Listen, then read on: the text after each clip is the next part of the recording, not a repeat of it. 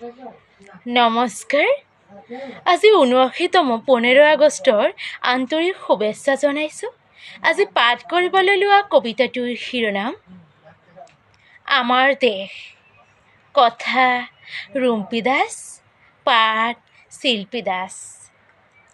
আমাৰ দেশ 15 আগষ্ট স্বাধীনতা দিৱস, স্বাধীন ভাৰত দেশ।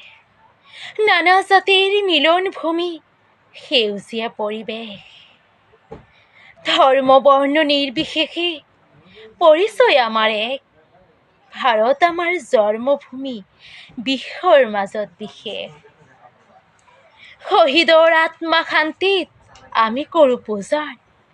বীৰ পুৰুষৰ প্ৰতিটো বাণী ভাৰতবাসীৰ অমূল্য ধন। ধন্য আমি মানৱ জাতি, পূৰ্ণ আমাৰ জীৱন। সোণোৱালী স্বৰ্গভূমিত হওক আমাৰ মৰণ। ধন্যবাদ। কবিতাটো কেনেকুৱা হৈছে জনাবলৈ নাপাহৰিব আৰু ভুল হ'লে আঙুলিয়াই দিব বুলি আশা ৰাখিছোঁ। জয় আই অসম।